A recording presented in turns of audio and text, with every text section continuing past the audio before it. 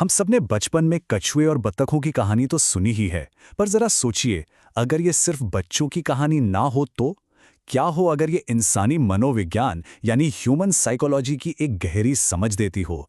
एक ऐसी कहानी जिसे चला रही है हमारी एक बहुत ही शक्तिशाली भावना, अहंकार।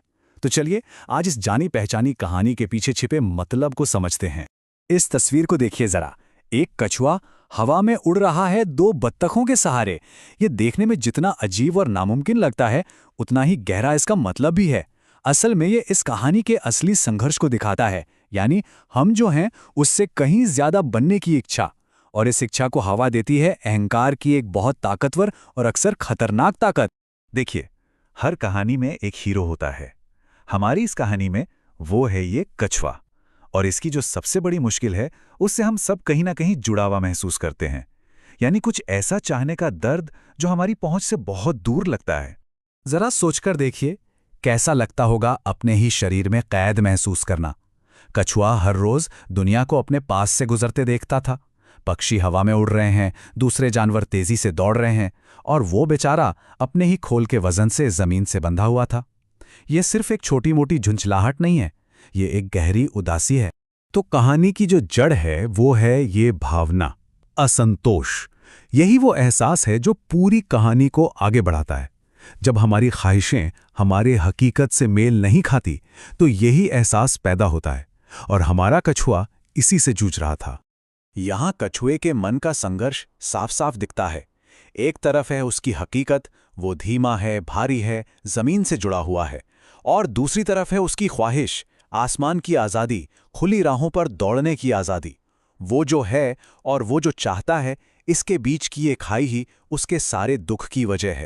और फिर कहानी में ठीक उसी वक्त जब कछुआ अपनी निराशा में डूबा होता है, उम्मीद की एक किरण दिखती है, या शायद ऐसा सिर्फ लगता है। दो बत्तख एक ऐसा ऑफर लेकर आती हैं जो सब कुछ बदल सकता है, लेकिन जैसा कि अक्सर होता है, ऐसे शानदार ऑफर्स के साथ एक शर्त भी होती है। उन्होंने कछुए को वही चीज ऑफर की जिसकी उसे सबसे ज्यादा चाहत थी। सोचिए, ये प्रस्ताव उसकी सबसे गहरी इच्छा का जवाब था, एक ऐसा मौका जिसका वो शायद हमेशा से इंतजार कर रहा था। प्लान बहुत सीधा साधा था। पहला स्टेप, छड़ी को मजबूती से पकड़ो। दूसरा स्टेप, हवा में ऊंचा उड़ो।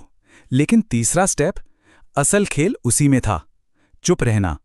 ये सिर्फ एक सलाह नहीं थी, ये एक हुक्म था, एक ऐसा नियम जिस पर उसकी जिंदगी टिकी थी। और प्लान काम कर गया। क्या कमाल का पल था वो।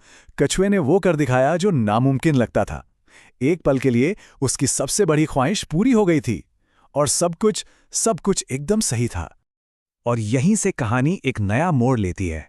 अब ये सिर्फ एक बाहरी सफर की कहानी नहीं रही, अब ये कछुए के अंदर की उस कमी की कहानी है जो उसकी बर्बादी की वजह बनेगी। असली सफर अब आसमान में नहीं, बल्कि उसके दिमाग के अंदर हो रहा था। और तभी कहानी में एंट्री होती है एक कौवे की, एक बाहरी किरदार जिसके कुछ शब्द कछुए के सब्र और आत्मनियंत्रण का सबसे बड़ा इम्तिहान लेने वाले थे। बस यही वो एक लाइन थी, सिर्फ एक वाक्य। कौवे के ये शब्द सिर्फ एक तारीफ नहीं थे, ये एक जहरीले तीर की तरह थे जो सीधे कछुए की सबसे बड़ी कमजोरी पे जाकर लगे। और वो कमजोरी थी उसका अहंकार। इम्तिहान शुरू हो चुका था। तो यहां एक पल के लिए रुकते हैं और सोचते हैं, जब किसी की झूठी तारीफ होती है और उसका घमंड उस पर हावी हो जाता है तो क्या होता है। ये एक मनोवैज्ञानिक जाल है, और कछुआ सीधा उसी में फंसने जा रहा था। और वो जाल है अहंकार। मतलब अपनी कामयाबी पर इतना ज्यादा घमंड कि इंसान सही और गलत का फैसला ही ना कर पाए। कौवे के शब्दों ने कछुए के अंदर इसी भावना को जगा दिया, और उसकी अगली गलती लगभग तय कर दी। और अब कहानी का वो हिस्सा आता है जो दिखाता है कि एक पल के घमंड की कीमत कितनी भयानक हो सकती है। ये अधूरे शब्द यहीं पर समझदारी अहंकार के खिलाफ अपनी लड़ाई हार जाती है। हम सबने कभी ना कभी ये महसूस किया है, खुद को सही साबित करने की, अपने घमंड को बचाने की एक ऐसी बेचैनी जो हमें पता होते हुए भी चुप नहीं रहने देती।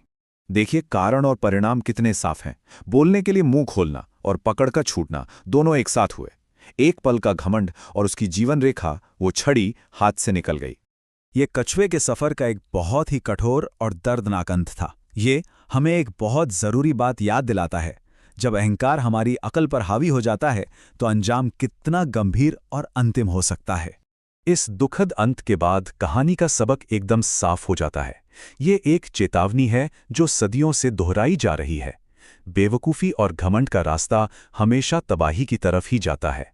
तो चलिए इस गलती को थोड़ा और समझते हैं। पहली बात, असंतोष ने कछुए को एक खतरनाक फैसला लेने पर मजबूर किया। दूसरी बात, अहंकार ने उसे तारीफ के सामने कमजोर बना दिया।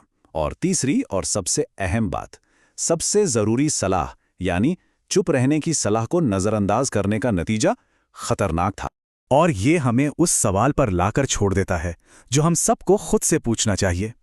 कछुए की आगे बढ़ने की चाहत उसे आसमान तक ले गई, लेकिन उसके अहंकार ने उसे जमीन पर पटक दिया। तो सवाल ये है कि हमारे लिए वो लाइन कहाँ है? कब हमारी कुछ बनने की चाहत ही हमारे खत्म होने की वजह बन जाती है? ये एक ऐसा सवाल है जिस पर सोचना बहुत जरूरी है।